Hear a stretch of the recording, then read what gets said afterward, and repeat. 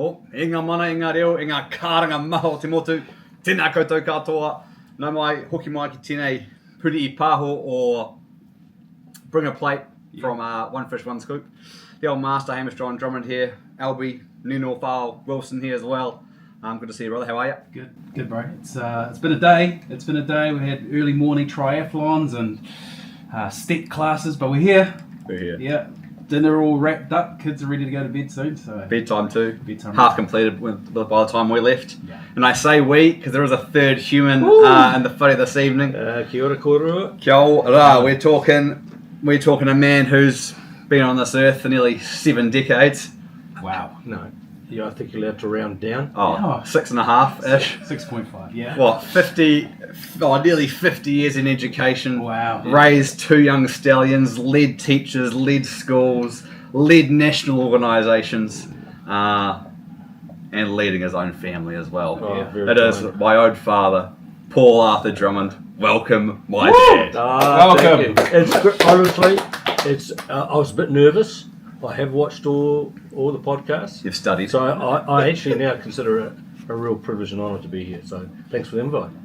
Thank you. Our first guest. Our good. Rocked up in his big white camper yesterday. A white maggot. White maggot, yeah. Exactly. And I can't help it. It's just beaming in my eyes. But he has something to gloat about because they had a big win this weekend. We did. Yeah. Yeah, sorry, yeah. Yeah. You know, you can take the boy out of Wellington. Yeah. But Wellington is pretty ingrained.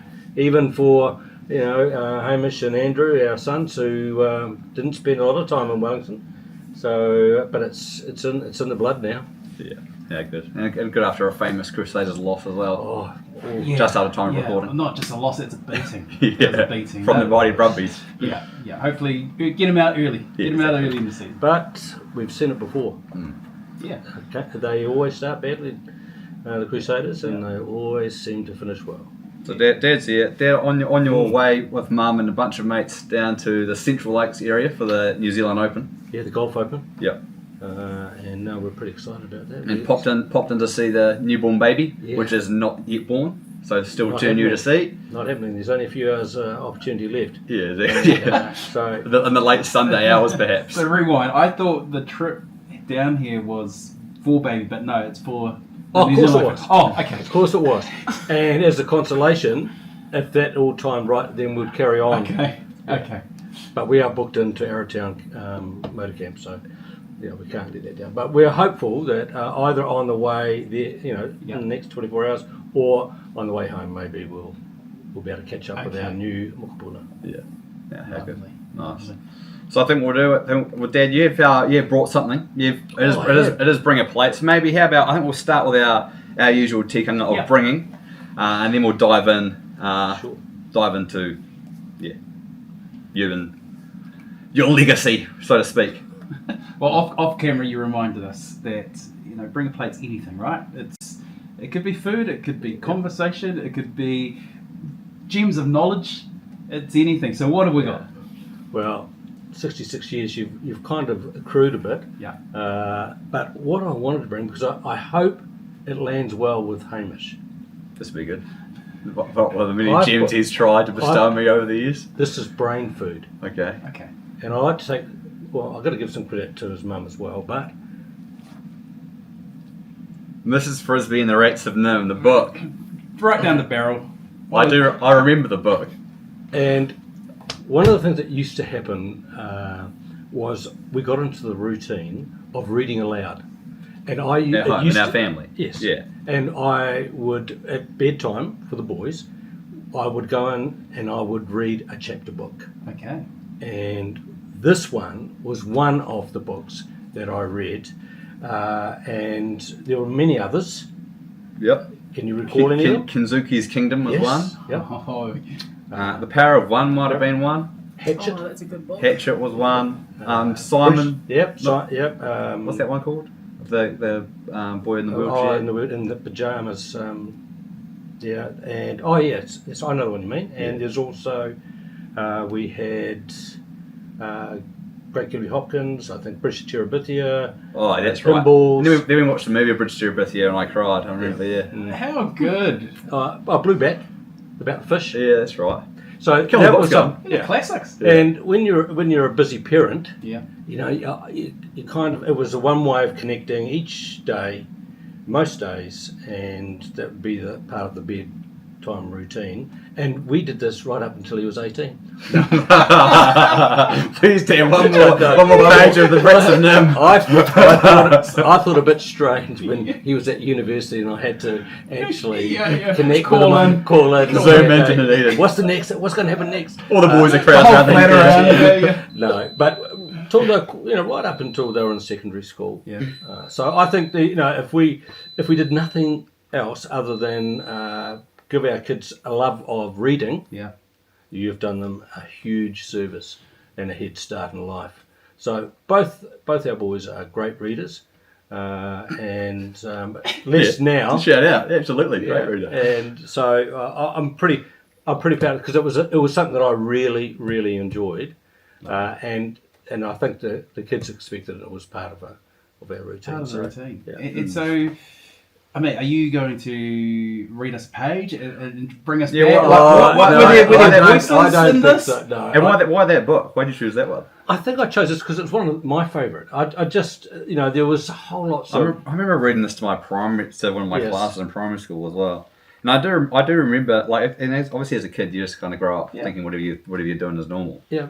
But there was there was community, there was good guys and the bad guys, there was the rats, and it was really about being part of a society, and so there were lots of life lessons in it, and it was. I'm all meaning just the actual act of you reading to us every night. That is commitment. Because I think upon reflection, that's really special. When you were busy, I remember you being first one to leave, last one to come home all the time. Then the key question here then, have you continued tradition? Yeah. Fantastic. Yeah. And that's what reminded me. Picture books at the moment. Picture books, and they that's when we left to come here. That's what Hamish and Alice were doing. They were reading for the kids just before they went to sleep. So Lovely. yeah, so it's a pretty special time. Costs nothing. Yeah. And it's I think it's gold. Yeah, cheers, Dad. Thanks for doing that. Nice. I like how you call me a great reader too. I was good for a running record back in the day. Not sure. Yeah. Not Well, sure nowadays. you're a better reader than a fisher person.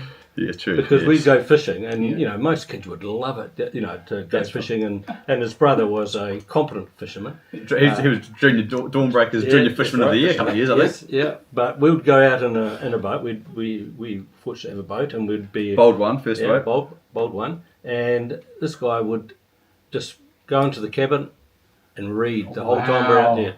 Didn't touch a rod, didn't touch any bait. What's that about? Yeah. Just sits to the chili I'll bin. read about fishing, thank you, Dad. Have a few ginger nuts and just park up. Yeah, a few cinnamon whites. I love that. And so, coming down, making the trip, you still have these books. You obviously did you have to go hunting, or are they? Well, I mean, I'm obviously a teacher by trade. Yeah. I was actually very surprised and equally proud that he took on this career. Yeah. Because it doesn't take prisoners, and sometimes it can give you the greatest rewards, but it can give you the big downs too. So, but these are the books I read to my own class. Yeah. And I had from mostly intermediate teaching, so I had a repertoire of books that I would read, and so I never threw them away. Yeah. Never threw them away. I've still got them. I love that. Yeah. That's beautiful. You know what that sound is? Hooey! It is the sound of experience. 40 years of it, actually. Our mates at Makikihi Fries know how to grow a golden potato. They really do make the best fries. They supply the show every week, and you know what? To be honest, the reason I show up is for the crinkle cuts. Crinkle, steak, or straight cut. Grab a bag next time you're at the shops. Kam hi te kai Makikihi. Thanks for keeping us fed, team. Should I do karakia? Should we pour a vino? I do have some I do have a little bit of a lolly cake. Shout out to the Inwoods. The Inwoods have fed our whānau for the upcoming bubs. Scarlet especially. And then go into the next section, do you think? Yeah, mate. Yep. We'll have a karakia, a pour, and keep the chat going. All right. Sounds good. E rongo. E rongo, taika nei te karakia. E rongo, homoa ngā tipu, hei whakakite tinana, hei oranga, aueke, hui e, Tāki e. tāki e. Okay, well, you're a better pourer than I ever am, so... Same with the chocolate milk. Do you want one of these pops? What have we got? Marlborough?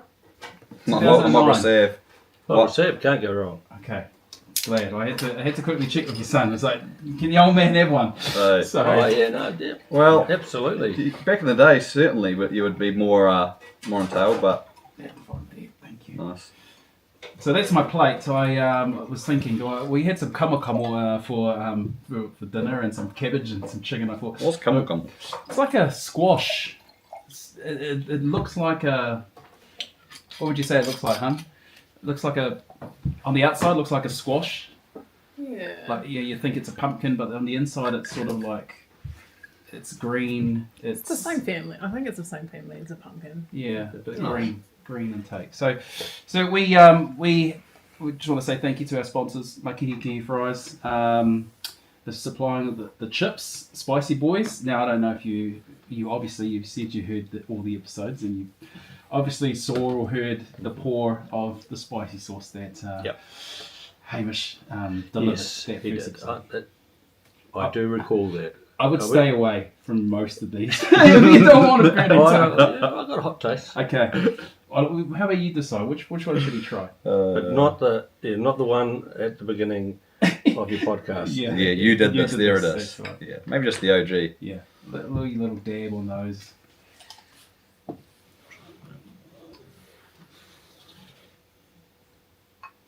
What are these are steakies again? These or? are steak chips. So steak fries, air fried. It's just don't want to throw it in the deep. I oil. sourced these on your recommendation. Oh yes. We've got them in Nelson.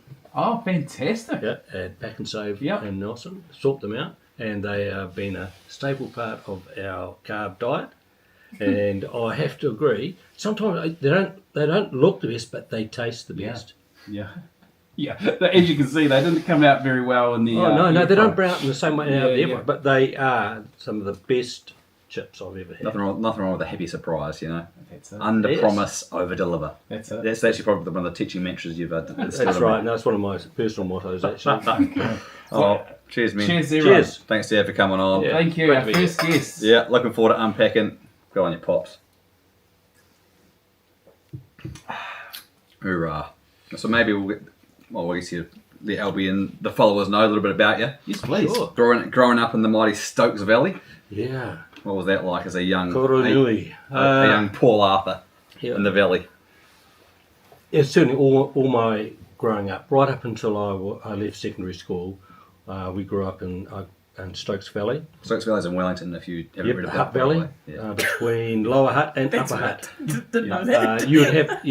It's a pretty diverse community, and certainly where I lived, it was a working class district, and you would say for many it was probably bordering on the rough side of town. I remember, I think it must have been 5 years ago, 5 years maybe, or maybe just less. Yeah, you took us up there to your childhood house. And who was in the body at the time growing up? So mum and dad, and I had siblings, two sisters and a brother.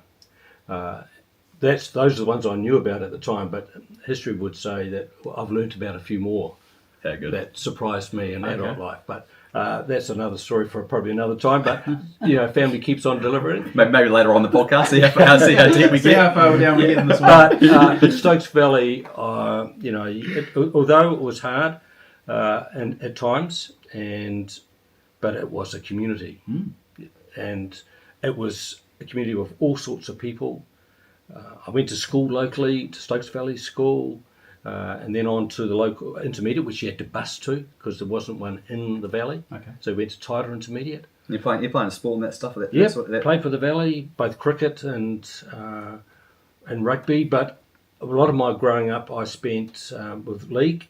So I played for Upper Tigers, and then in my teenage years, I played for Randwick, playing rugby on Saturday and league on Sundays. Hooker for both, weren't you? Hooker on I was the a league. hooker, although I was a loose forward in rugby Yeah. until everyone grew past me. So, but Did you say you're a bit of a man child? I was. Yeah, so early I days, had a- I had- under intermediate, I will primary never school age, forget, you're feeling I remember good. that day I got onto a bus and I went to hand over, and you used to say half, because as a child you say half to Lower Hutt. What does that mean, sorry? Like half price? Half fare. Oh, yeah. Otherwise you would say one to as an adult. Yep. And this driver said, "Get off, mate! You're full fare." Wait, how old are you at this stage? I was 13. All right. I went, "Oh, okay." I was quite chuffed by that. I said, "Well, thanks very much," and went to the back of the bus. So I was probably as big as I am now as a 13-year-old. So Right. I played a lot of a lot of sport and had some rep opportunities and things like that. So, but league and rugby were certainly the stalwarts, and cricket during the summer. So, secondary school I went from, which was a bit of Dad's firm paid for private school.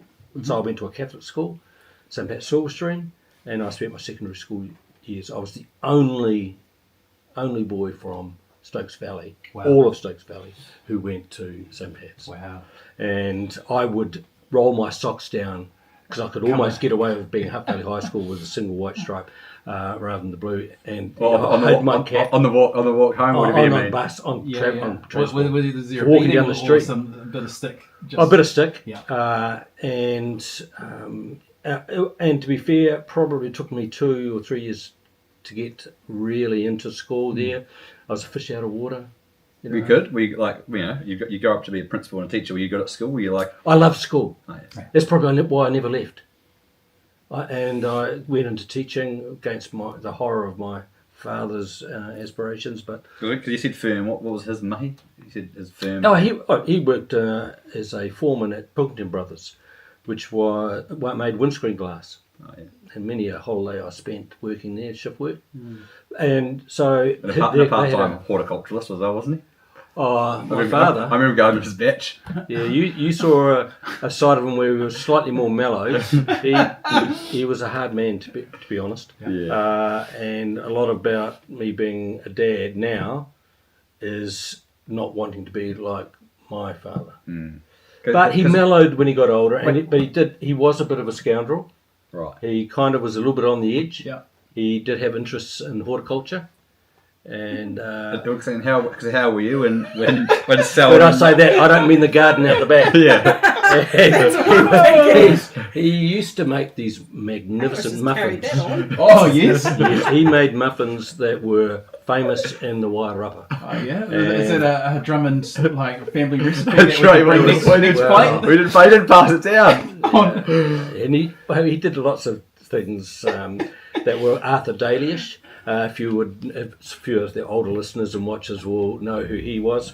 But he used to sell scrap metal. He was a part-time professional fisherman. He would raffle the same crayfish 10 times. Oh, great. And then he did have this plantation for his own medicinal uses, of course. Of course. And I do remember one time, this is early days of dating Hamish's mum, and we were over in the Wairarapa, which is where he had a batch. Yeah. And that was, essentially, he spent, probably even in my later teens, more time there than he ever did at home. Wow. So We know why. yeah. Well, he was in his happy place. Yeah. So anyway, we went over there and we stayed and we visited him in our batch, and it was literally a crib. It wasn't anything flash. And anyway, he did have, and we were well aware because you could see the seedlings on drying out beds, for his plantation. And then he said, "Look, I'm going up just to check on them and prune them or whatever you do to those plants." And anyway, he went in and sort of just mucking around. And next minute, there was this helicopter. Uh-oh. And it came in and it zoomed in low about where I understood the plantation to be, and then there was just nothing for an hour where you heard nothing. And there was the whole ladder going down into the bush, and then pulling up all these plants. Grandad's got busted. And we're going, oh my God. And so we did think that. Yeah. So Sue and I just rushed around the property, throwing all these seedlings down the long drop. And all evidence, all these young plants, all down and the this toilet. is early days of you and Mrs. Drummond. Yes. Yeah, most were thinking, what am She's like, I doing? what am I doing? Oh gosh. I don't know why she called Dad Don, but the Don. The Don, yeah. So anyway, but and then about an hour later, honestly, he emerged from the bush, scrapes, blood, scratches, and he goes, "I thought it was an even goner. I thought it was a goner." And he crawled. He saw them, and then literally crawled his way back to the batch. It would have been several kilometres. Oh, wow. And then, so he escaped being caught there. And then apparently, the day after we left, the police arrived to the batch Oh. and said, introduced themselves and said, "Look, would be very grateful, Mr. Drummond, if you could keep an eye on any unusual activity up at..." "Certainly, officer, I will do that." I'll be the guy to yucky, the guardian of this area. Yeah, I have to say, I think that was the end of that business. Okay. And there was no more muffins, and that was Just scrap metal. and fishing and That's Because you say it was rough. I remember you saying to us as kids when we were having Christmas and stuff, "You don't know how good you've got it. I used to get an orange for Christmas." Over and over, and I go, "Oh, that's yeah, a bit of right, Monty Python. Yeah. You've got to understand that's a bit of the bit of black. I think my upbringing was a privilege, and I have no regrets. I learnt about a lot of different people, the hardship that some people had as a kind of community. Our street, we used to have street parties. There were the Sunday, because it was a grove, so there were 11s on Sundays. Roast on a Sunday was terrible. Yeah. Dried, burnt roast. Because there would be flagons, and the whole street would congregate at someone's place. And so it was a strong sense of community. And then we'd go on Christmas bus trips. We'd go over to Masterton, go to Queen Elizabeth Park, and That's right. and of course heaps of young people. Lots of fights. Forts being made up in the hill. But you must be quite young at this stage, because didn't you move out when you were about 16? You said. I moved out. No, not until I went to teachers' college. Oh right. And I left as soon as I could. But because I was at school. I was at school until I was 18. Oh right. Because how old were you when Nana and Grandad split? Oh, you'd have to say that it was kind of a gradual thing. So it probably wasn't during my time. It would put in more effect on my younger brothers and sisters than perhaps. No, you're not the oldest, are you? I thought I was until a couple of years ago when I got this letter from a person who claimed to be my sister, and we shared the same mother. Oh, okay. And the maths meant that my conception and her birth were only separated by 9 months. Wow. And I'm sorry, what? I know, it's just Yeah. bizarre, and we haven't worked out, and it's absolutely confirmed. We did the DNA, but Linda, who shout out to Linda, Shout out lives Linda. locally, Auntie Linda. and we've met her whole new family. Oh, yes. That's all great. Yeah. So we just thought that was a new family, but wait, there's more. So anyway, we Mum and Dad kind of had a separation, but they still loved each other. Yeah. And one of the last things we did was bring them back together, and they're buried in Riwaka, which is Dad's hometown, and Mum's from Taka, so very close. That's their Turanga Waiwai, and so it seemed apt to bring them back, and they're together there, probably arguing. Yeah, barking at each other. Yeah. And so you leave home after graduating at St. Pat's, Yes. and then straight to Teachers College. Straight into Teachers College. Where is Teachers College at this time? That was in Karori in Wellington. Oh, yeah. And it was a teachers' college before it got renamed into Colleges of Education, and then into parts of Victoria University. So I think that was a great. We just grew up. The greatest time, and we got paid. Yeah, paid to go to We got teachers paid college. to teachers college. Wow. Yeah. So we were salaried, we had sick leave and all of these things. And so we were contributing to super Yeah. straight away from 18 years old. Wow. And which meant that, I was able, although, life threw me a curveball around my health, and I was able to retire early Yeah. at 55 and with a government super. Yeah. Both Sue and I were able to benefit from that. So, so I'd never left school, and I've remained in the education sector, albeit across different parts of it over my career. Mm. And You had great absolutely mullet loved as well back then, didn't you? Great mullet moustache at teachers college. I've seen old photos of This you. is where it's all. Is this what That's I'm seeing? Is it? Is Exactly. it I just am a not- It's a reflection. It was appropriate during my time. Yeah. Bring it back, Dad. Bring it back. I can't say if it's probably something that I would be encouraging now, but hey, you didn't wear short shorts like I had to. Short shorts, long socks. I was terrible. Yeah, Sue still gives me grief about those shorts at the time, but Because you didn't meet Mum at teachers college, eh? It was just No, after. She was at teachers college, wasn't she? she was, but not during the time I was there. She was about four years younger than me, and I met Sue while she was doing a placement at the school that I started in, which was Hutt Intermediate. Shout out to her. Shout out to Hutt Intermediate, Yeah. the greatest school. Great I place. loved it. I had some of the most amazing colleagues, but even better kids. And Did you I had done a fond placement memories. there and then went back there? I did placement there, and then I did my first 2 years teaching. The Ridjo. Yeah, and had a fantastic time there.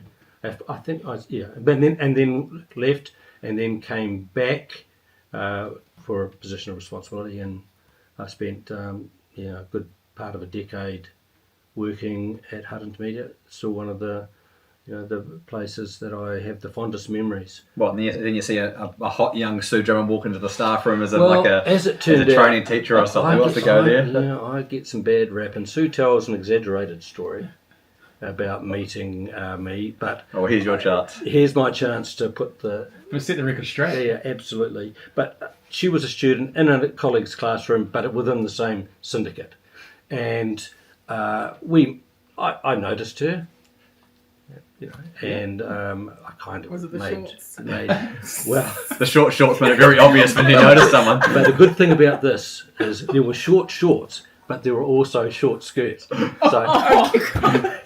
and I'm not superficial, because she was she had wonderful intellect and personality as well. But and so I met her. She came into my classroom, did some observations, I think, on the recommendation of her associate teacher, and we just started talking. Come watch the guru. We The just old started master. talking, and I just said, "Look, would you like some extra practice with marking?" And in those days, I had 35 kids. You don't know what you 35, but 13-year-old, 12 and 13-year-old. So I said, look, so I handed them over. See, now people would see that as, geez, that's a bit on the nose. So I gave her 30 assignments Yeah. To practice marking. to practice marking. Yeah. And but really, my motivation was just so that I could see her again. Oh, yes. See, and I get this kind of, my motivations are not quite honourable, but actually that was my purpose, because I was shy. And Yeah, I just, you've always been shy, I reckon. and I just thought, no, this will be a reason that I can say that we would meet up again. Yeah. And that was the beginning of a romance that we still exists today. Doing a beautiful date to the batch, and Yeah, exactly. And she thought, those muffins help mark the marking. And No, there's no difference. But anyway, no, that blossomed, and we got. We would have had a courtship of you 4 years. 3 or 4 years. proposed 4 times, didn't you? Yep. Well, see, now that gets exaggerated as well. It's gone up to 6. Oh, right. well, we talked about And I proposals think, last week. yeah, What's the story? I think it was only 5. Okay. But persistence. I think she just, in the end, just thought, oh God, she knew just how lucky she was, and she relented in the end. And it was. She just not believe you the first 4 times. I think no, I don't think she did. She couldn't believe her luck, or couldn't believe your authenticity. No, I think I think. Do you make a bit of someone's answer? Do you try hard, or you just kind of whip it out? The question. But Glad, I'm not going to. Honestly, son, there are some things you keep quiet about. So, but thanks for the confidence. Well, no, I did try. It'd be part of being practical because we'd buying a house, we were travelling together. It just seemed like it wasn't a big romantic gesture, especially about the fifth time. Right. I was just throwing out the line, see what happens this time. And then eventually, and lo and behold, she said yes. And but we're both Catholics at the time, and Sue's family were very staunch, and so we had to do things by the book. I had to ask her dad for permission, and he said, honestly, I didn't even get out. Is it okay if Sue and I get back? Yes. Take her. You can't bring her back. So that was Dennis, and and so that was the beginning, and we haven't. We've had a wonderful marriage and a wonderful family, which I'm very proud of. Yeah. Both our sons, tremendous young men. Yep. And that's all. Shucks. That's all you hope for. And this is my adopted son, Hamish. So we've had a great time together, and we still do. So in roots in Wellington, you say you bought your first house. What did your mum buy your first house for? $30,000 or something? $64,000. And I remember you because we did a tour. We did a tour of St. Pat's Silverstream and went to a few of your houses that that I used to live in even. Yeah. You wouldn't have lived in our first house. That was $64,000, but in 4 or 5 years, that doubled in value. Wow. But we had in those days, people won't believe you now, we had interest rates of 21%. Ooh, wow. That was the first mortgage. There's a pinch. Yeah. And then when you had carried a second mortgage as well. So we hadn't, but we were both earning, and it was manageable. You just managed. Yeah. And it was just people don't talk about that though. Like just talk about houses are so cheap. I did not know about that about interest rates. Oh, interest rates were horrendous. Wow. And so you were spending half your money. Yeah. But you did that. You just got to get through. Yeah. And people do the same now. Yeah. It's all proportionate. Yeah. So that was our first house, and then for you it was in Normandale. Our first. Is that the one with the deck? Yeah, that was one with the deck, and it was high on poles, and Hamish would be playing right as a toddler, playing with a golf club or a cricket bat on this deck, and it couldn't go anywhere, which was quite fortunate. So we just hit a ball all the time there. So then what brought you to the mighty Tasman Bay? Why'd you take it? Because you got the job at Tahunui Primary School, the principal job? Did, yeah. After spending some time at Hutt, and I was there as the deputy principal. Sue and I worked overseas in London, and that's enjoyable. We worked in London for a year. Okay. It was hard. Yeah. Wow, it was hard. And I remember my greatest accomplishment was actually being able to sit with this class and read to them for 15 minutes without interruption. Because the kids but literally, kids would be off the wall. Yeah, literally on the wall, climbing up windows. It was, she was tough, but very well paid. And you had good holidays, and you just went across the ditch to places. And so, we had a great year over there. But when I came back, I went to Hutt Intermediate again, but as a deputy principal. But we had, and I still believe, even we had probably the biggest fire in school history anywhere in New Zealand. We lost 2/3 of the school. This is one of the biggest intermediates in Wellington, and there were 20 odd classrooms. We lost 2/3 of them because they were in corridors and imagine a big E. Yep. And the fire just went straight through the ceiling spaces. Nothing to stop it. Wow. And so I was woken with a phone call because we were living quite close then, and went down there, and the place was just ablaze. And then I was 3 weeks into being the acting principal. Okay. Because the other principal was on leave, and it's on you. I was the principal for a year following that fire. It was horrendous. But that's, and I think about it now. How fortunate I was, and that our greatest growth, our learning comes from adversity. It's never from success or triumph. It always comes from the worst days, and that was just one example where professionally I had this opportunity. You were bombarded by media. Yeah. You had a whole staff that were just emotionally distraught. You had kids standing outside. They'd lost their classrooms. We opened that school in 5 days with 16 relocatables. Oh, With the help of the ministry, of course. Yeah. Well, so no kids had to go anywhere else. You still had all the kids. Nope. That's remarkable. We opened and we were in prefabs for many years, but we opened for instruction within the week of that fire, which was devastating. Wow. And you'd still, listeners and watchers, you'd still probably Google Hutt Intermediate Fire, and you'll see there's some amazing video. Yeah. It was a big event for the Hutt Valley, let alone for the people that were directly involved. So adversity there. I should say that house, that I was only just down the street when I heard when I was alerted about the fire. But Hamish arrived very early because he would only been a baby at that time, and he grew up really at Hutt Intermediate. You can imagine he had his own little uniform and he'd parade up on stage, and but he was well looked after by kids and staff members as well. But he arrived. He was pretty precious, Hamish, because we lost babies. We lost many babies leading up to. So we were under the high dependence unit in Wellington Hospital. Well, he decided to arrive, and the chosen one burst through. How early was he? Oh, he'd been 4 weeks early. Wow. And anyway, we had to get her into Wellington. So Sue jumped into the car, and I think that was also the day we were moving out of that place, and so the moving truck was coming in.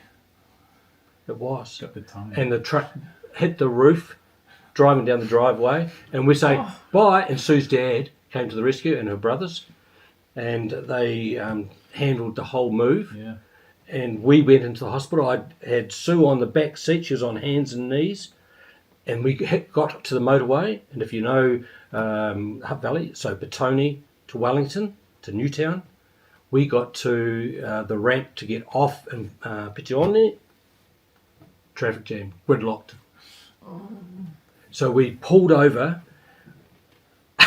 rattled. Sue's going, she's singing. Yeah. And I rang an ambulance and the police said, well, we'll get to you. And the police arrived before an ambulance, and they said, well, we might have to fly you out. And I was, the police arrived. We got, they looked after us, and they got the ambulance to us.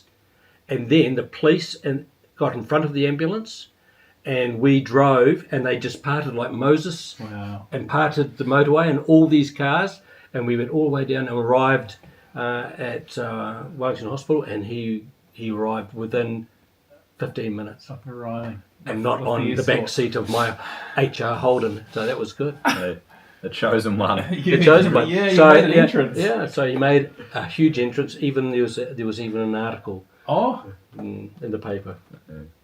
Yeah, so anyway, so Hutt Intermediate was really special, but adversity was also marked there, as well as some of the greatest joy I had in teaching and leading was at that school. Dad tells stories of like him being the DP there and like being the disciplinary DP back in the day. Yeah. And so kids would get, there wasn't so much restorative practice in those days. No. They just get sent down to Mr. Drummond. Well, this is caning still, isn't it? So. No, well, there was in my early days of teaching. Oh, yeah. But not when I was in management. Okay. This isn't the story I was going to tell, but this is it. Didn't you used to pretend to strap kids? That was in my very early days. Yeah. Yeah. Tell. Because I couldn't do that. Yeah. That's just not in my psyche at all. So what would but you it do? was an accepted part of punishment. Yeah. Or behaviour management. Yeah. Yeah. And this young man, Stephen, I remember him well. Shout out to you if you're listening, G'day, Stephen. And he lost his mojo a little bit, and in front of the class called me an effing something, and I went, ooh, can I let that go? Yeah. I can't let that go. And I just said, you kind of escorted him, Yeah. and took out the leather strap, and I had to, and I could let them choose. And you'd go out there Sounds like with my a mother. smorgasbord, and I said, Steve, what, you're in the hallway? Or In the hallway, in the you're, corridor. you're not in front of the class anymore, oh, right? no, Yeah, no. So anyway, I went out there and I said, could go well or not for you here, Stephen. So we're going to put on a performance that will show that this behaviour is not acceptable and what you did is not acceptable, and there are consequences for that. And we'll discuss that at another time. But right now, I want you to put your hand out here. I'm not going to hit you. And I just whacked the wall. Yeah. Oh, no, desk. There was a desk out in the thing. Just smack. And I want you to give your best performance. And there was a bit of a delay, a little bit like sometimes on telephones. Whack! Oh! Whack! Oh! By the third one, he got it almost synchronised. And then we walked back in and there was just deadly silence. I tell you, I didn't have control problems or management issues in my class.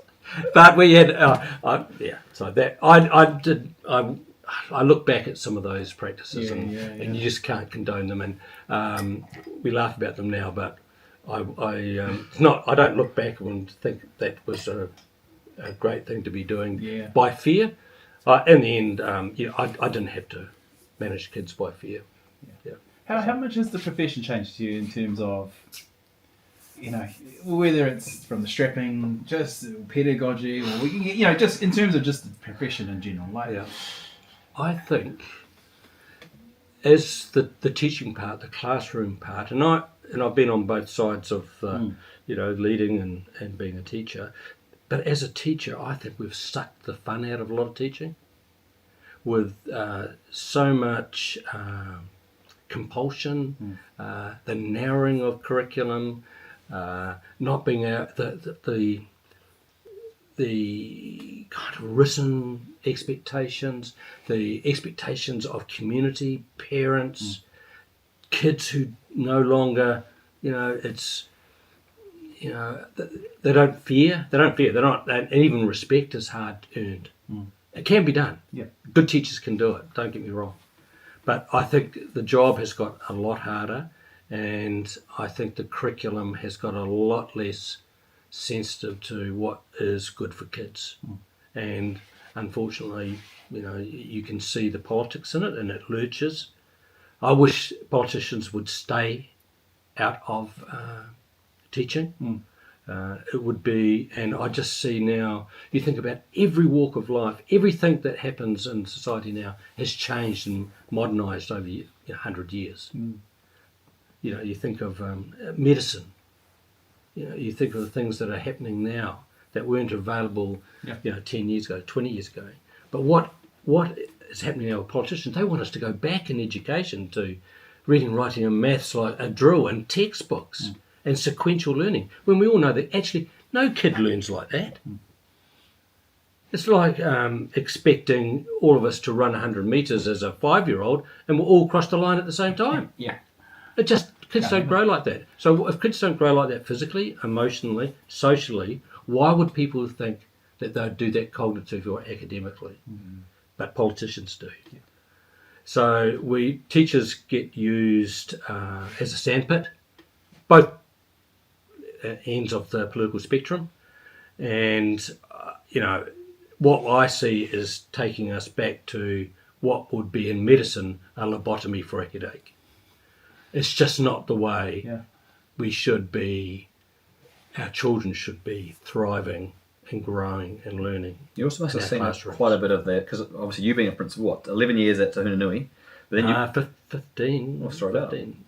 But then going into principal coaching, where you would mentor beginning principals, right? Yes. So you must have, I remember you saying to me that the burnout for them and the average lifespan of a beginning principal was really short. It can be. I like to think that with the right, if you have like mentoring and coaching alongside, then I think that support keeps good people in the job. And I think that's the same in teaching. And that's where leaders inside schools have a huge responsibility to keep good people there. Don't let them burn out. And because it's still the greatest job and privilege that there's going. There's no more important job, in my view, and you can have still the most fun.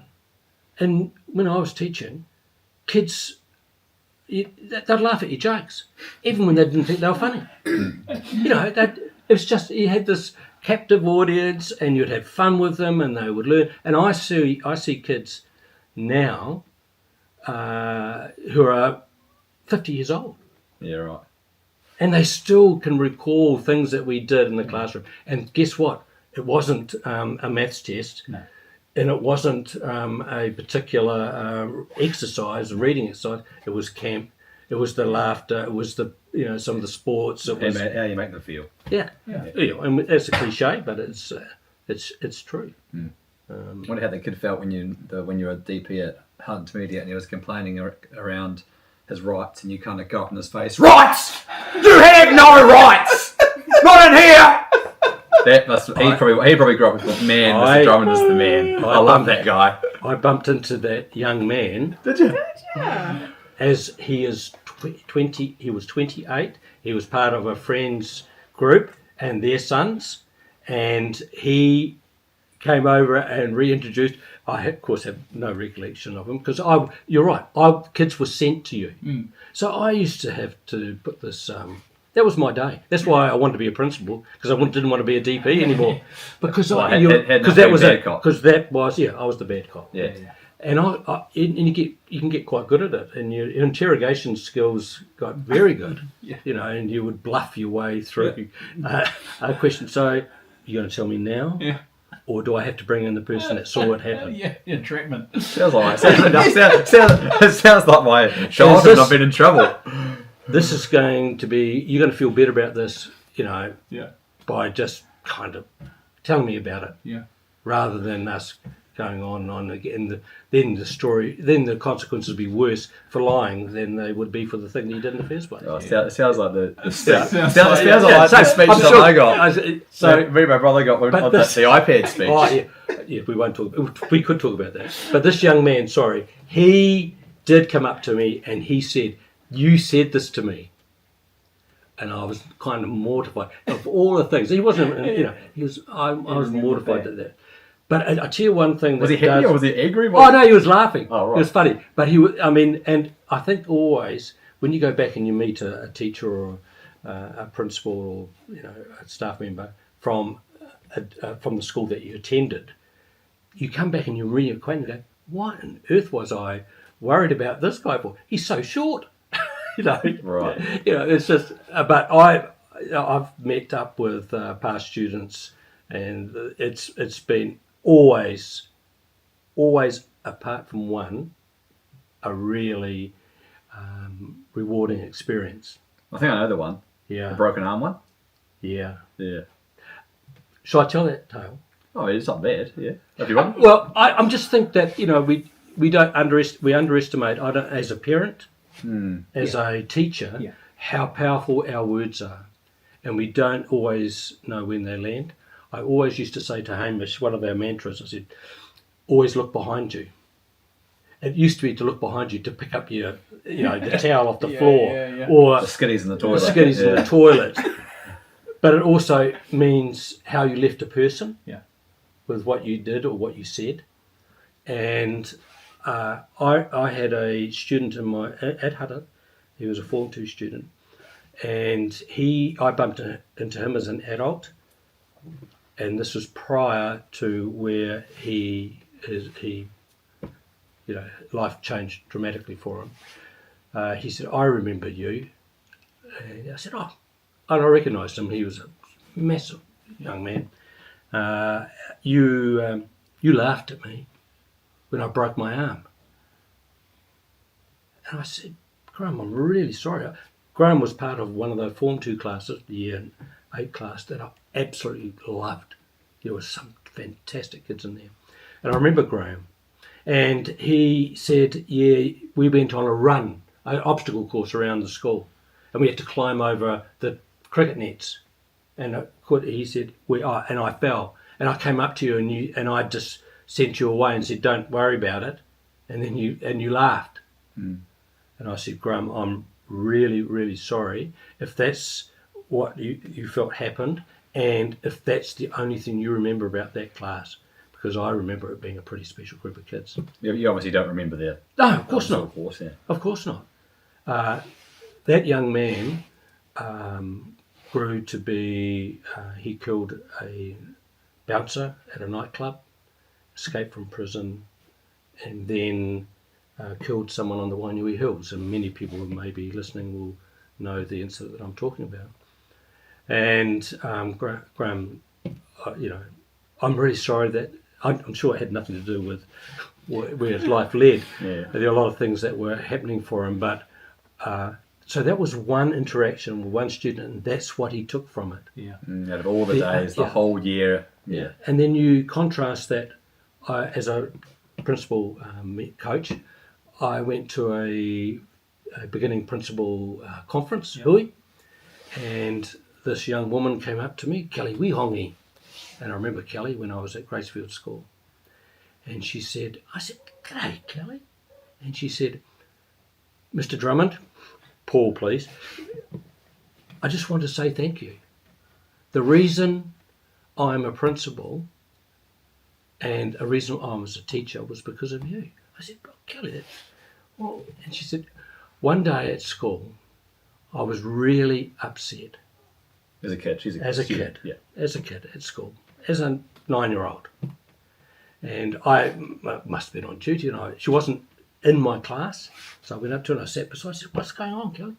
And she said, and she recounted something that was happening at home, pretty tough thing. And I said, "Kelly, those are grown-up problems, and there are grown-ups who are going to help you and fix that. You're going to be okay." I had no recollection of that conversation, but she did. And I just think, and I say it because I think it's a reminder. As a parent, you dismiss kids with a throwaway or in anger, or even sometimes without even thinking, and you just check behind you to see how it landed, because that ripple may come back and it'll touch you much, much later. Well, Yeah, I've had a few of those moments, but I've usually been drunk in the club and I can't remember, guys. Sorry. It is. When it gets full circle like that, and you see them growing up and living. Well, it must be. What do you guys? I mean, why do you teach? Yeah. I mean, it's for probably moments like that where you influence and you can make a difference to a kid's life. But it's not passing an exam. It can be one conversation, one adult that a child thinks, "Hey, this has my back. Has my back. Yeah. Cares about me." Yeah. See, that's gold. Yeah. What a job. Well, I suppose you did that in coaching as well. When we moved to Nelson, I start growing up, and you start being my rugby coach. Yes. That's the. There's a I coached you from 5 years old. Yeah, same sort of thing though. Installing values for a team. Yeah. Wasn't necessarily about the result. Though we did go on a hot streak though. We won like 4 years without losing a game or something. Yeah.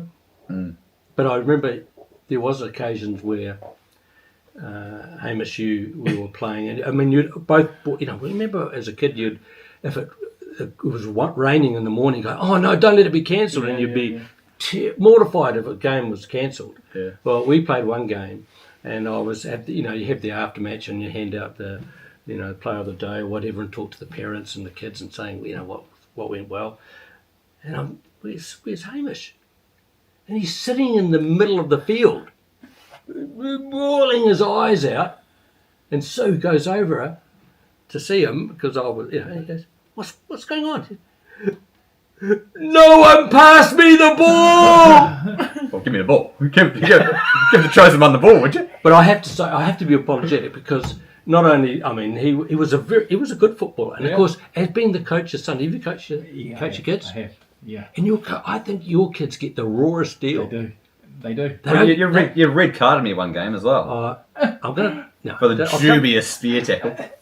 Dubious. I subdue Hamish. No, but when you showed me the red cheese though beforehand, No. I walked between the sticks in front of all the parents. That's why there's no favouritism. Yeah. So, but the player, you never get the player of the day. So what I did, I thought, what I'll do, because he often was, and I delegated it to the parents. Think this is a great idea. This way Hamish will get, he'll get fairly treated, not by his father. He doesn't want to look like he's favouring him. So anyway, so I handed it over on a roster, and they all chose their own kids.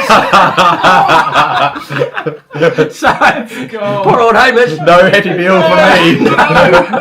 Oh, you did get it a couple of times. But there you go. That's good. Yeah, coaching your own kids, it's tricky. You don't want to show any kind of favouritism, but it sort of can go. What are you coaching? The opposite. Oh, well, I've stopped coaching my son a long time ago. I realised it's not a good recipe.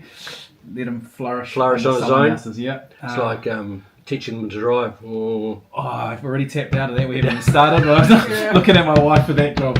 Yeah. And then my daughter, I think she's just a little bit different, isn't she? She's Hutt just has the same physical presence as her brother. Because she's listening. Is he? Yeah, I don't want to upset her. After a proud Whitbix triathlon today as well. Oh yeah, triathlon. Then she went to step classes. She come home, intermediate class now. That's great. Yeah, in a run club. Have you ever got a bit hot under the collar when coaching? Because Dad definitely did. Yeah. What are you like that for? Like again towards you or just not towards me? No, like but just because I reckon because I remember you used to tell me that your dad Selwyn was always had short temper. Yep. And the first time that you got into a proper barmy was with him in the pub when you must have been 18 or something, and some geezer cut the line from the pool table. I know, I was younger than that. Oh right. And I was younger than that. At the Rewalker. Oh yeah. Kevin. Yeah. And then some big bastard said, "No, it's our turn," and you backed your dad up. No, I did have a temper. And how'd that go in the Lee Walker? Well, I can tell you what colour the carpet was. That's pretty quick. Yeah, and I didn't play the next game pool. Yeah, it's size though. I mean, you were 18 when you were 13. Oh no, this guy was 6.5 foot tall. Oh, okay. And with a reputation. And I honestly, when you can get so and you just don't want to back down. Yeah. I was the same because I got small when I played rugby and that later. I was the smallest guy. Yeah. Besides sitting on the bench, when I got on the field, I would try and prove myself. Yeah. And just run straight into the biggest guy I could. We used to play against I played for Waimea Old Boys in Nelson as like junior football, junior rugby. And there was always two teams, a white and a red, and they were like the most fearsome games of the whole comp. Yeah. Internal battle. Internal, for sure. And like, so it's the same team for 7 years or his dad coached all that time against these other guys. Yeah. And it must have been, we were playing full field, so it must have been under 12s or under 13s, like just before you go to high school. And Dad's riffing, and it's a close game. Yeah. And one of the dads just doesn't rate it. Dad's like, I was provoked. It doesn't like it at all. Yeah. We're playing. There's a stoppage, and I kind of look over, and Dad and this other dad are just nose to nose, and Dad's like, "Come on, then, you fucking do it! Here's the whistle. Take it from me. Go on, take it from me. I dare you. I dare you." And all the parents are there, and I'm just like, I love it. That's my dad. Oh yes. Yeah, the apple doesn't fall far from the tree. But that's when I said I tried to be better than the parent before me, my parent. Yeah. And thankfully, I can say that has mellowed through the generations. I'm very proud of Hamish. As a father, I mean, he's just outstanding. Both Hamish and Alice are the most calm parents with all chaos going around. No, they're just terrific parents. I'm very proud of them. Fantastic. Well, and I'm also actually very proud of you, Pops, because it would have been 3 years ago now. That you got diagnosed with cancer. Mm-hmm. I remember the FaceTime, and horrendous. When I think Mum texted us that you'd gone in for felt faint at the golf course or something. You'd had some tests and they found some clots, but it was all good. They were going to clear them, but then you called us like the next couple of days and say nah. Mm. It was cancer. Yeah, it wasn't the best time. They because of the way that we were diagnosed. I was diagnosed in the end from the clots, which were already dangerous. So I mean, talk about cat's lives. I could count them on two hands now. Mm. And that was the first one, and I didn't realise at the emergency they said, hey, this is really serious. You got one chance at 3 of not coming out of this properly. And they put it down to post-COVID, maybe. They said, we've checked you, scanned you, no cancer. Wow. And I had no symptoms at all. Yeah. Still active, still fit, and 5 to 10 kilos lighter than I am now. Mm. But I got a phone call the next day from an administrator at the hospital saying, doctors would like you to come back in, and could you bring a support person? And yeah, that's not the way. I don't know whether it's deliberate because you're already expecting the worst, and we got the worst. Yeah. In which you're told that you've got kidney cancer. It was at that point it was stage 3. There's nothing, there's no immediate remedy. It's too advanced. It's too so what I said, what can we do? She said, go and get your things in order. So that was and said, thanks for coming in. And we had to walk out, and you're left with that. So I mean, apart from that, I'd like to say that everything that's happened since then, with particularly the care I've had at Nelson Hospital, has been exemplary. Yeah. I've had the greatest care, and Christchurch and Auckland, because they decided to operate on me, and so I had the right kidney taken out. It was a big operation, and that in itself that was because they had to go a little bit further because the cancer had gone up into one of the arteries, the veins, or vein, and when I came out of that, they told me that they got the kidney, obviously, but not all the cancer.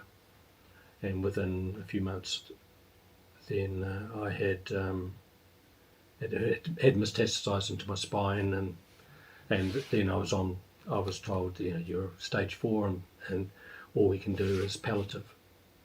That was 3 years ago. Yeah. And a prognosis of months, and then Only one medicine that was available through Pharmac. Yeah.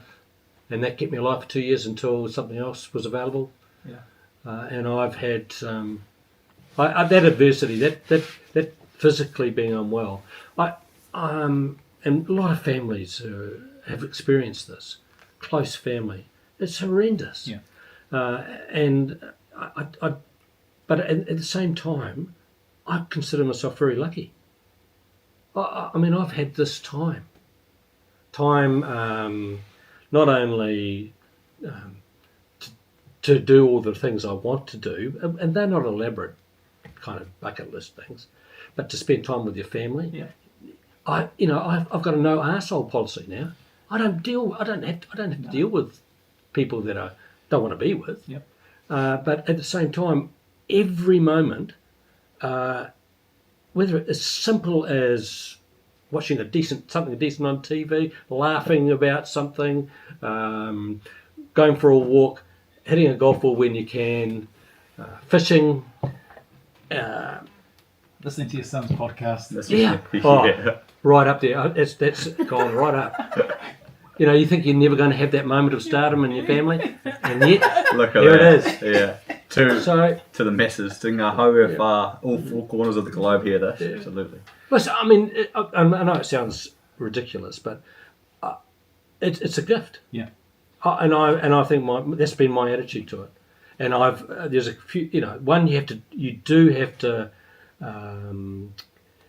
skipper your own waka to because if you leave it to the system, so you got to kind of advocate, build a team around you of people that care, and that's your family, specialists, friends, and you've kind of got to just appreciate that.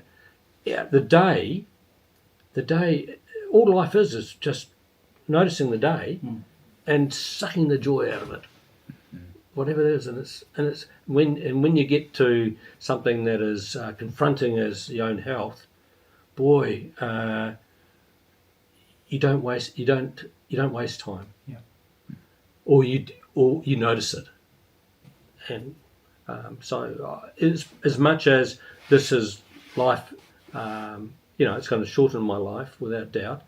And I have had some pretty rough moments, and I've had 9 lives because infection gets me, and it's life kind of threatening. But in saying that, I'm as good as I can be, and it's all relative. I'm better than bad. Yeah. And that's why I say I'm proud of you, Dad. I know we've talked about it before, because it is the amount of ticker that you've shown, and Mum as well, to try do everything that you can to be around for as long as you can, whether that's to breathing exercises, natural relaxation, importing that medication from India. From that doctor that you found online, because New Zealand version, not as dodgy as it sounds. New Zealand version's $10,000 a month, and the Indian version's $400. Yep. That's what I mean by you got to skip your own walker. Yeah. And you got to drive your own bus, because no one else is going to do. And I have an oncologist that encouraged me to do that, because you have to, for doctors here, they can't actually use the things that they know are going to make you better because it's not available. Yeah, regulations and funding. Would it be fair to say that Mum has been outrageous, because she has been your PA? She's taken notes in every meeting. She's recorded dates. She's recorded medications. Because I can imagine when you're on those meetings, and from diagnosis to now, dozens and dozens and dozens of meetings, to be able to make sense of them will be ridiculously hard.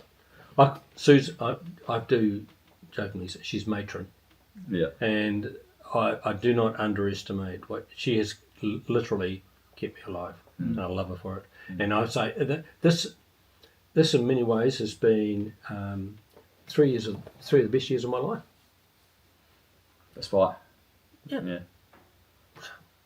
So I don't know. There's Nigel Latter, who recently died. The psychologist. He talks about this too, and I was deeply saddened by his passing. But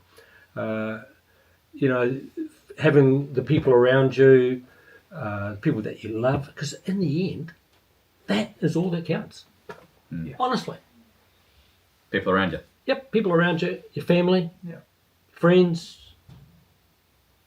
And I like to think that when we were, and I'm sorry, a lot of it's been talking about Hamish and growing up and me, and I like to think that I knew that at the time, that the time that we spent as a family, we used to have Big Boys Day Out. I'd take the boys out individually.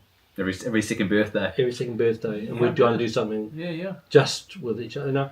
And I knew then, when I was coaching them, I knew then, when I was reading Mrs. Frisbee and the Rats of Nim, I knew then that was special, and that's why I still prioritised it, even though you're knackered and you just came from a bloody HR issue at school, or a kid that's been suspended, and so that's what I mean by recognising at the time, being present. The past is already history.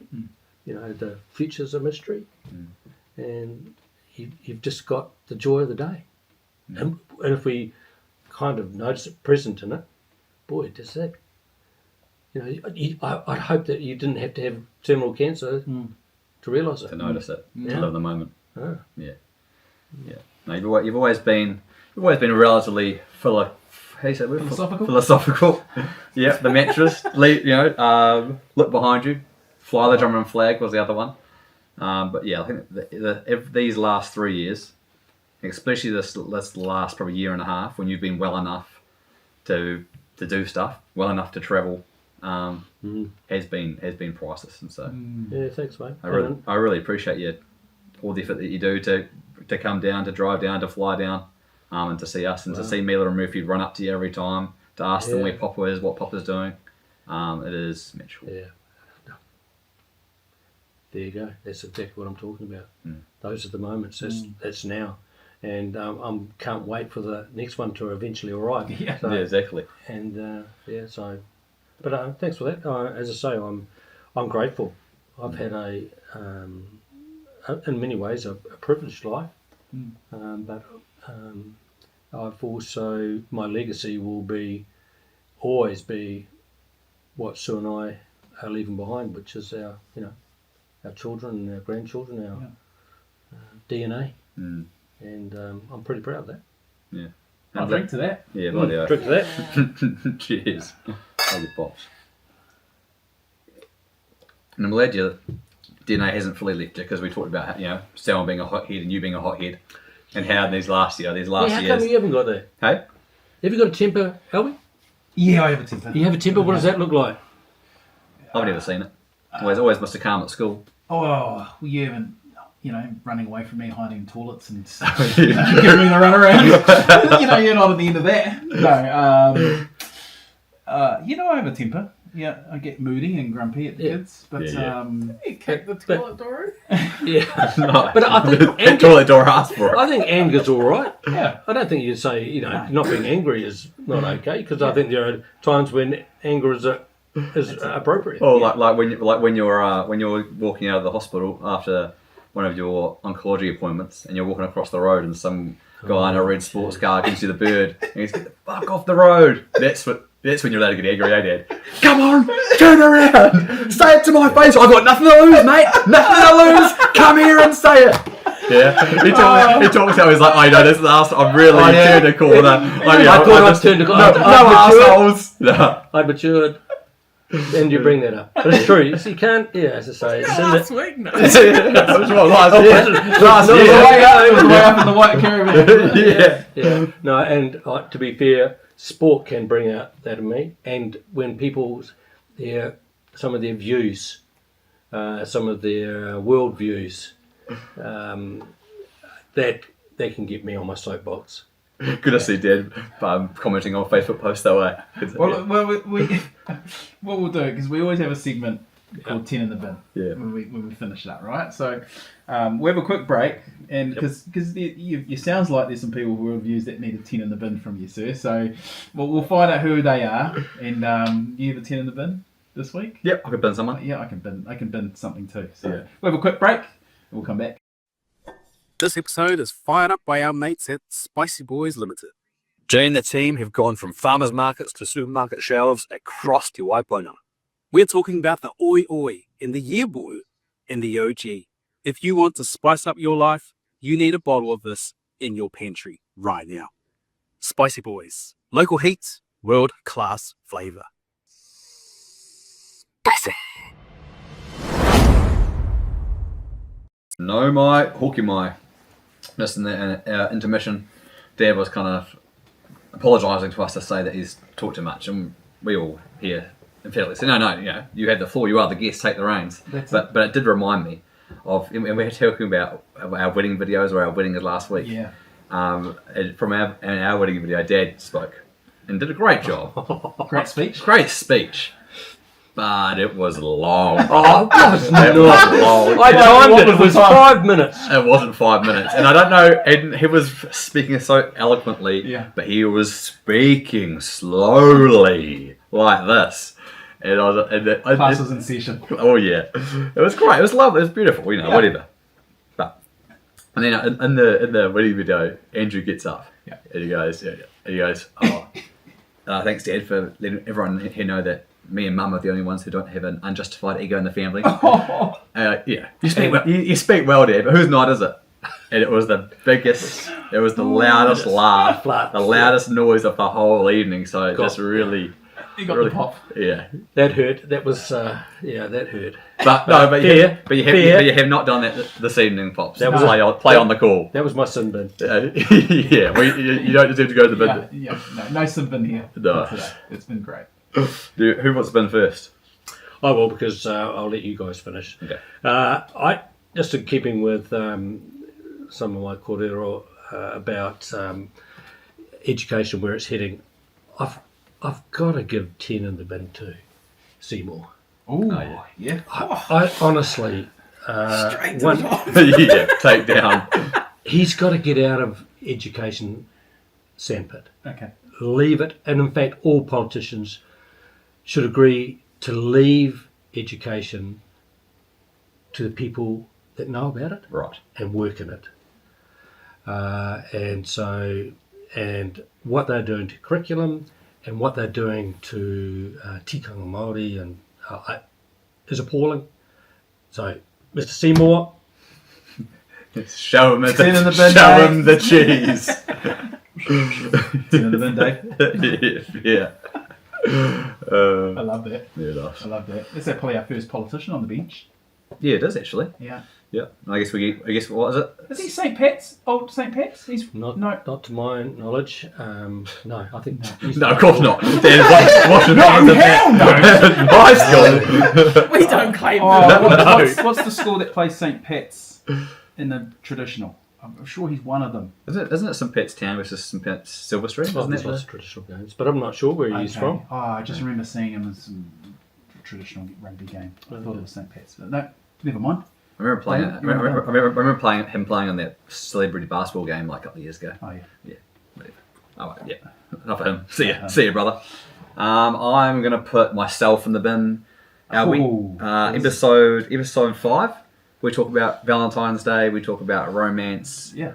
You asked me what's the most romantic thing I've done for Alice, and I come up with a lot of hot air. Yeah. So, and during that time, I ceased to mention that it's my upcoming 30th birthday on the 27th of February. How good. And Alice, for my 30th, because she knew we're about to have a baby, we're having a big party, it's going to be low key. She had organised, she'd bought 30 presents for me, and every day leading up to my 30th, so 30 days leading up, I would open a new present. And I ceased. I didn't mention that on the podcast, but you think I probably should have. I think you should have mentioned every week Yeah. what present you got. Yeah, I could have, because I've had some great presents. I've had some nice like rod and gun shirts, or probably 3 different shirts, some socks, some jockeys with her face on it, some sunglasses, a betcha voucher, a golf lesson. I've had some fantastic gifts. So yeah, I need to probably have a wee sit and reflecting actually. I think you do. I think that's under review for a possible read. Yeah. So shout out to Alice. Yeah. So that when we talk about romance and love and those man, she's Smashing it. she's smashing it. And she's about to birth a baby, so yeah. Yeah. Cheers, baby. You're a lucky fella. Yeah. Well, sticking to the theme of love, mine is just the whole entire production show writers cast of Married at First Sight. Yeah. In particular, the Australian one. I don't know if there's other, just the whole show. Anyway, What really gripes you, brother? it's the whole concept. I think we watched like the first episode. It was in the background, and every time my wife has it on, I get drawn in just to have a look. Does it change? Has it changed this year? Yeah. Is it going to not be full of drama, and are they actually going to do a proper job at matching these people up? No. And then the psychiatrists are there, the specialists are there. They're talking about, it's this great experiment, looking for love. They've just set these toxic, clout-hungry... Who they know and hate each other. Who just go like, let's put this person because we know their deep, darkest secrets from the application, and they're going to just blow up. Yeah. They're going to cheat on each other. They're going to they're going to try and sleep with the other contestants. They're going to break their vows. They're going to, but it's going to be great drama. It's great. I can't believe. Where's the love? Where's the love? Where's the kaupapa? Where's the true meaning? Yeah. Yeah, but can it? I don't know. It's reality TV. Can it exist? I don't know. I think there's a few couples that have stayed true. Yeah. I know. I'm like you. I get sucked in sometimes when Alice is watching it. But I think there might be a few ones that are still together, or maybe have like kids and stuff now. Maybe a handful from all the seasons put together. You don't think that those shows then start to portray an unexpected way of looking at relationships. You know, that life's not like that, and it cheapens some relationships. So I don't think it's healthy. Yeah, Call me old-fashioned and I've old. had the few stares from the other end of the couch, just from my wife saying, "You wouldn't do that, would you?" I mean, I was just like, "Well, you know, you remind me of that." You know, I'm like, "It's not me. This show's not us." You know, it's not. You've got to get our wires crossed. Don't deflect. We're perfect. These guys are all strange. I mean, I'm not, and I've already said, you know, I'm not saying that my marriage is perfect and I am perfect, but I'm just saying this show just grinds my gears in terms of it sets up this concept of love, and it's just setting up drama for dinner parties. Entertainment. Entertainment. But what do you expect from reality TV? 10 in the bin, maths. See you later. And I'll probably watch the next episode. Yeah.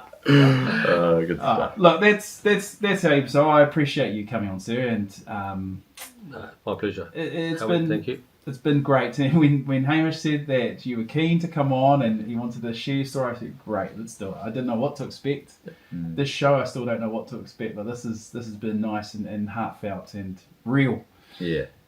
And I think the cool thing is, for me, Dad, that we'll let you know, whatever time we have left together, we're going to have this conversation, we're going to have forever.